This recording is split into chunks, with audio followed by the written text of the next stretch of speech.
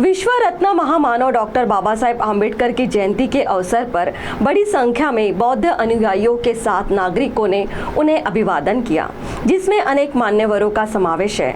वहीं इस मौके पर अन्य मान्यवरों के साथ जिले के पालक मंत्री डॉक्टर अशोक उइके ने डॉक्टर बाबा साहेब आम्बेडकर जी को अभिवादन करते हुए सभी को जयंती की शुभकामनाएं दी। बाबा साहब आम्बेडकर की 135वीं जयंती आज देश ही नहीं विश्व में अनेक स्थानों पर हर्षोल्लास के साथ मनाई गई। चंद्रपुर में भी आज डॉक्टर बाबा साहब आम्बेडकर की जयंती के अवसर पर अनुयायियों का जनसैलाब उमड़ा और सभी ने डॉक्टर बाबा साहब आम्बेडकर के पुतले पर जाकर उन्हें अभिवादन किया। इस मौके पर अनेक मान्यवर भी मौजूद थे, जिसमें राज्य के आदिवासी विकास मंत्री तथा चंद्रपुर जिले के पालक मंत्री डॉक्टर अशोक उइके, राष्ट्रीय पिछड़ा आयोग के अध्यक्ष हंसराज अहिर, विधायक सुधीर मुनगंटीवार, विधायक किशोर जरगेवार, महापौर संगीता खांडेकर, जिलाधिकारी वसुमना पंत, पुलिस अधीक्षक मुमक्का सुदर्शन, जिला परिषद के मुख्य कार्यकारी अधिकारी पुलकित सिंह, मनपा आयुक्त अकनुरी नरेश, अखिल भारतीय रिपब्लिकन पक्ष के प्रवीण खोबरागड़े के साथ अन्य मान्यवर, अधिकारी वर्ग, शांतता समिति के सदस्य आदि की उपस्थिति थी। और इस मौके पर डॉक्टर बाबा साहब आम्बेडकर पुतले के परिसर में एक कार्यक्रम का भी आयोजन किया गया। इस कार्यक्रम के दौरान वहां पर उपस्थित मान्यवर सभी को डॉक्टर बाबा साहब आम्बेडकर की जयंती की शुभकामना दी तथा उनकी जीवनी पर प्रकाश डाला। जिलाधिकारी वसुमना पंत ने भी उपस्थितों को संबोधन किया। सगळ्या लोकांना माझा नमस्कार। सर्वात प्रथम सर्वांना आंबेडकर जयंती निमित्ताने खूप खूप शुभेच्छा।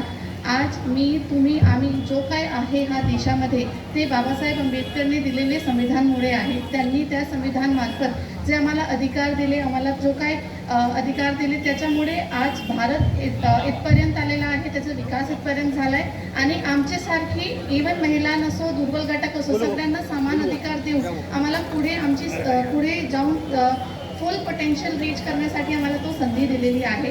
पुनश्च मी हा कार्यक्रमाप्रसंगी आता आलेले आमदार महोदय श्री जोरगेवार साहेबांचं पण आगमन झालंय। सगळ्यांना मी नमस्कार करते आणि बाबासाहेब आंबेडकरची जयंती निमित्ताने सर्वांना हार्दिक शुभेच्छा देते। धन्यवाद। साथ ही इस मौके पर राज्य के पूर्व मंत्री तथा वर्तमान विधायक सुधीर मुनगंटीवार ने भी अपना मनोगत व्यक्त किया। पण ऍक्शन कृतीचे 364 दिवस म्हणजेच खरं अभिवादन आहे। विश्वरत्न भारतरत्न महामानव डॉक्टर बाबासाहेब आंबेडकरांनी जो विचार सांगितला तो विचार घेऊन या जयंतीच्या निमित्ताने पुन्हा एकदा विचाराचं स्मरण करायचं, समता ममता बंधुत्व या मुद्द्याच्या आधारावर कृती करायची, आचरण करायचं आणि शेवटच्या पंक्तीत बसलेल्या गरिबाच्या उत्थानाचा विचार हाच आमच्या जयंतीचा खरा संकल्प आहे। खरं तर चंद्रपूर जिल्हा महाराष्ट्राच्या शेवटच्या टोकावर, पण आम्ही तुम्ही सौभाग्यशाली आहोत की कन्याकुमारी पासून काश्मीर पर्यंत आणि कामरूप पासून कच्छ पर्यंत या देशामध्ये 750च्या वरती जिल्हे आहेत। पण 2 जिल्ह्यामध्ये महामानव डॉक्टर बाबासाहेब आंबेडकरांनी दीक्षाभूमी दिली, एक नागपूर आणि दुसरं चंद्रपूर। आणि म्हणून ज्या जिल्ह्यामध्ये दीक्षा दिली, दीक्षाभूमी आहे, त्या जिल्ह्यावर मोठी जबाबदारी, ही जबाबदारी आणि त्याचं स्मरण करत आपल्याला पुढे जायचं आहे। खरं तर मी सौभाग्यशाली आहे की 1920 आणि 1921 मध्ये विश्वरत्न भारतरत्न महामानव डॉक्टर बाबासाहेब आंबेडकर ज्या लंडनच्या ज्या वास्तूमध्ये होते त्या वास्तूला स्मारक बनवण्यामध्ये ताबडतोब अर्थमंत्री म्हणून एका सेकंदात 40 कोटी उपलब्ध करून देण्याचं सौभाग्य माननीय देवेंद्रजीच्या नेतृत्वात मलाही प्राप्त झालं। वहीं इस जयंती समारोह के दौरान चंद्रपुर जिले के पालक मंत्री डॉक्टर अशोक उइके ने मीडिया प्रतिनिधियों के साथ बातचीत करते हुए महामानव डॉक्टर बाबा साहब आम्बेडकर को अभिवादन किया। विश्वरत्न डॉक्टर बाबासाहेब आंबेडकरांच्या जयंतीनिमित्त समस्त माझ्या चंद्रपूर जिल्ह्यातील बांधवांना खूप खूप शुभेच्छा। आत्ताच आम्ही जिल्हाधिकारी, SP, CO, शासन आणि प्रशासन मिळून आज विश्वरत्न डॉक्टर बाबासाहेब आंबेडकरांच्या पुतळ्याला अभिवादन केलं आणि निश्चितच आम्ही शासन आणि प्रशासन या आज दिवसभर होणाऱ्या विविध कार्यक्रमाच्या निमित्ताने आम्ही उपस्थित राहणार आहे आणि बाबासाहेबांना विविध ठिकाणी जे अभिवादन होत आहे तिथं सहकार्य आहे। साथ ही इस मौके पर अखिल भारतीय रिपब्लिकन पक्ष के प्रवीण खोबरागड़े ने भी उपस्थितों को संबोधित किया। दीक्षा दिली तद्वतच तेव्हाजी बापू खोबरागडे यांची विनंती आणि बॅरिस्टर राजाभाऊ खोबरागडे यांचा आग्रह, बाबासाहेबांनी एवढी विनंती केली की चंद्रपूरला जन्मदीक्षा झाली पाहिजे, म्हणून त्यांनी 16 ऑक्टोबर 1956 फार मोठी अशी 3 लाख, त्यावेळेस 3 लाख अनुयायांना बौद्ध धर्माची दीक्षा दिली आणि तेव्हापासून सारा भारत बौद्धमय करण्याचं बाबासाहेबांचं स्वप्न होतं. बाबासाहेबांचा संकल्प होता की 16 डिसेंबर 1956ला मुंबई येथे फार मोठा धम्म सोहळा होईल, धम्म दीक्षा होईल. पण त्या अगोदरच 6 डिसेंबर 1956ला बाबासाहेबांचं महापरिनिर्वाण झालं आणि तो सोहळा अधुरा राहिला.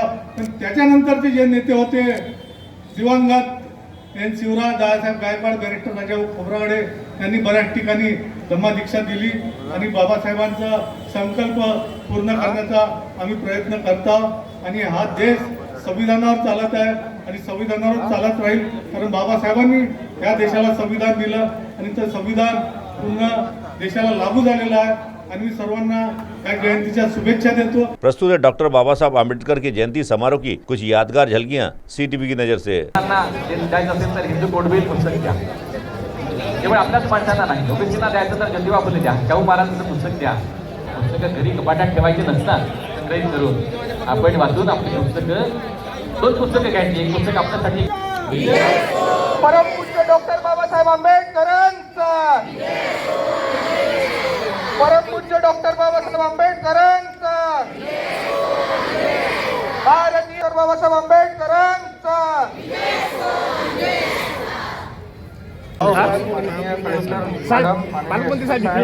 माननीय आयुक्त साहेब, महापौर मॅडम सगळ्यांना विनंती करतो सभामंडपात यावं.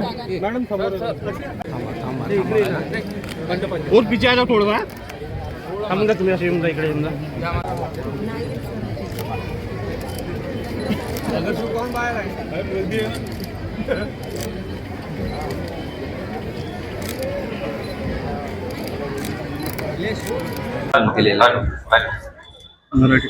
या